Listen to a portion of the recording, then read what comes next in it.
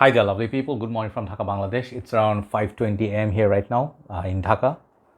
If you cannot see, yeah, you can see now. Okay, so just joking. Today I'll be reviewing a fragrance for House of Kenzo, and this is a long gone fragrance, very retro fragrance. I usually do this thing, like I have a pattern of reviewing fragrances from different genre, different type, different price bracket, company, and different times. I just don't stick to the very latest ones only. So I feel that gives me some sort of value to my channel, and it gives me satisfaction mostly because there are a lot of fragrances from back in the time which are worth mentioning and reviewing currently, so people get to know about them. So Kenzo, recent times I bought quite a few Kenzos and I reviewed.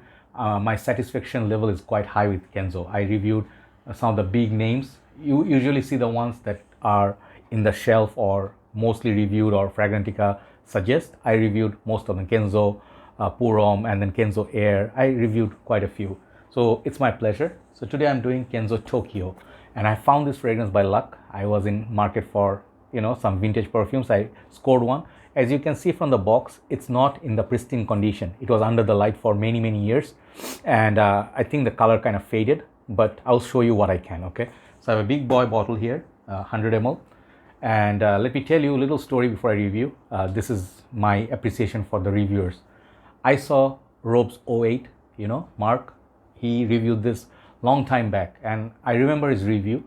I always wanted to check it out, but I couldn't find it anywhere. This kind of fragrances, Kenzo Air, this one, CK Crave, some of the older Issey Miyake's, some vintages. You don't find them in the market no more. If you find something, you're lucky. So I saw his review. It kind of piqued my interest, but it's one of those fragrances, he spoke very highly of, and his story was he found in Afghanistan. So I don't know if Mark is what he does by profession. I was thinking always like he's a pilot, perhaps. I've seen his uniform, but I don't know. Okay, but Mark seemed like a very mysterious guy, and his reviews, I mean, something you want to watch. He's just in a different level. He's knowledgeable. He knows about fragrance. He knows his fragrances. Okay, so this is my inspiration. Like Steven's CK Crave was my inspiration to get that. This is Mark's credit. So the big boy bottles, 50 ml, I think 100 ml, two standard bottle sizes. This is how that looks. I don't know if it's inspired by Tokyo's nightlife or the lights, city lights, but beautiful ray of lights, very iconic. And I think that when the box was new, this one was much brighter. The colors were much better. So here, Tokyo by Kenzo is written in green. I think this was used to be dark green. And Kenzo EDT Purom for men. Really nice, beautiful packaging. I love Kenzo, and look at the side. It says Kenzo, just nice. Okay, so this is the box, and it follows the katana sword sort of bottle from Kenzo Kenzo Purom. Just take a look at that bottle, man. These are some bottles you see in someone's collection. You're like, Kenzo Tokyo right there, bro. Respect.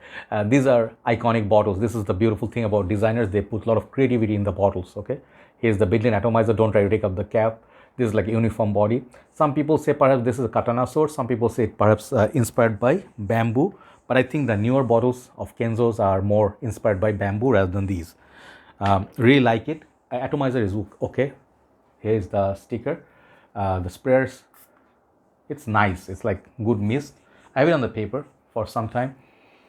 The dry down is really nice. Spicy dry down, So let's see. Let's go double shot.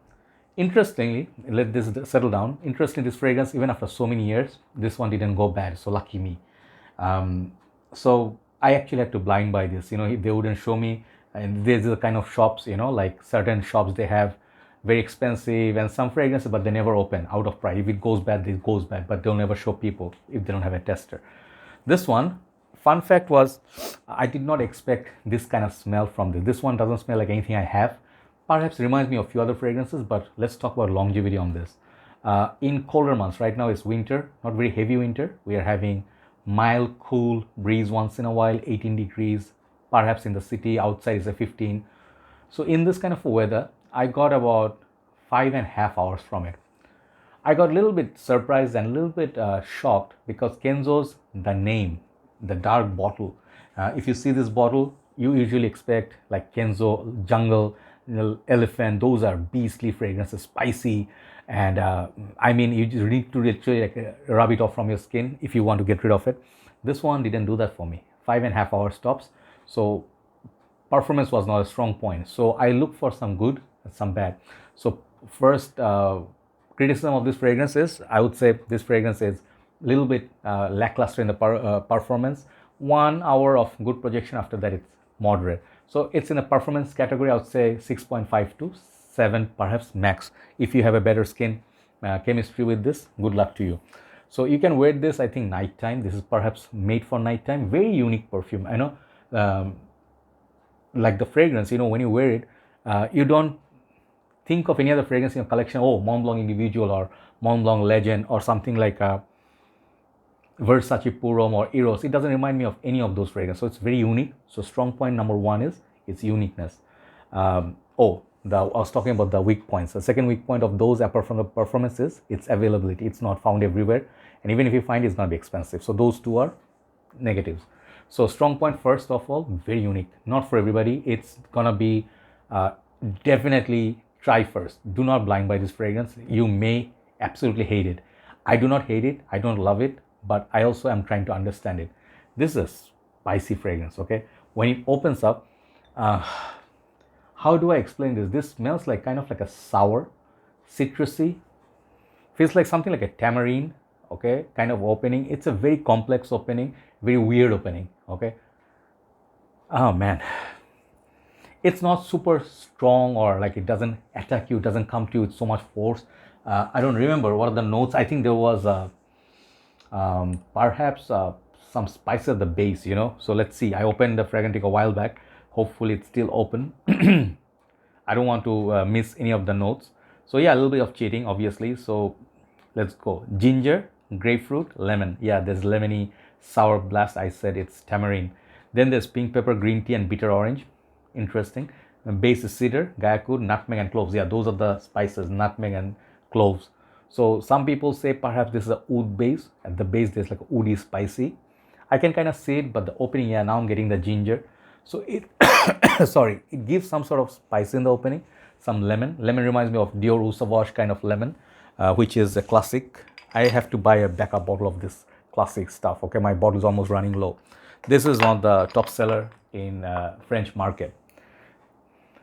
After that, it's like gives a shower gel vibe as well, in the opening. So it's a weird one. You feel almost like a fresh, then lemon verbena kind of a smell, and then it develops a little bit, morphs into a little bit of a tea. But the tea is something like a Bulgari's Purom kind of a tea. If you know Bulgari Purom Soir, it reminds me of that kind of a tea note. But that tea is much more prominent than this. This is basically a spicy affair. This fragrance is compared to one fragrance in Fragrantica, which is Azaro's Visit, which I have a backup bottle as well. But I think this was mostly compared to Gucci Rush, perhaps, as at least the opening, not exactly same. And also I used to have one fragrance called Burberry's The Beat. So this is comparable to those. Those are more spicy, like masculine. These are all their own smell. Nothing is same. So I don't find them to be that similar, okay? This is more beast mode and more interesting fragrance. It's a must-have in anybody's collection. It's one of those best designer perfumes, just flew under the radar. You can still have it for a very good price. Check it out. Man, I just love it. Absolutely love. Just a unique little perfume here. Beautiful. So compared to that, I don't like it as much as the Azaro one, believe it or not, but it's a fragrance. It's worthy of trying if you are interested in something unique, okay? So you'll enjoy those spices in the end. So winter time, perhaps you want a little bit oomph from it. I don't think there's any flanker to it, like an extreme version, but it would be better if it actually had an extreme version. So performance, a little bit disappoints, but I think you can wear this, since it's not super beast mode, you can get away with this, wearing this in the mild, breezy summer nights as well, with a suit, a white shirt, not super formal, but you'll actually stand out, okay, in the crowd. So everybody's wearing Dior Sauvage, Bleu de Chanel nowadays, or something like Eros.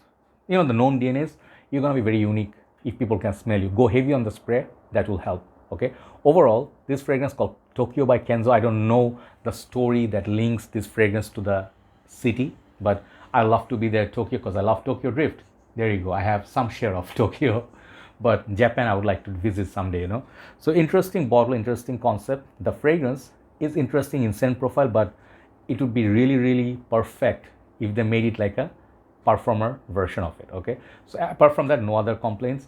I find this fragrance kind of unique in this today's market, but it feels also like this fragrance just traveled through time travel machine and stuff, and then it's here and people will be like, what you wearing, man? And someone said Tokyo by Kenzo. It's like, never heard of it, you know. So you might get that, but don't be disappointed, because you know, not everybody has to smell the same, right?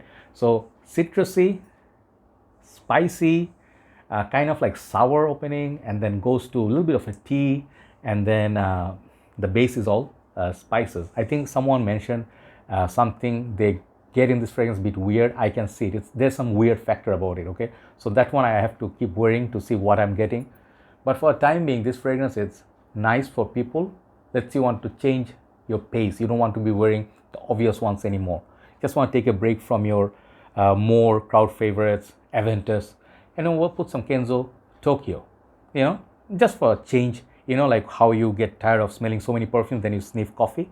You know, this is that kind of coffee in the fragrance game. So I would say uniqueness is kind of like 9 out of 10 in this fragrance. The bottle presentation is beautiful. Performance is 6. I would say 6.5. The scent strength, and then the smell, I would say smell is nice, but try before buy. This is not something I would go and run and say, oh wow, I need that fragrance right now in my life. Some people may feel, I don't need this.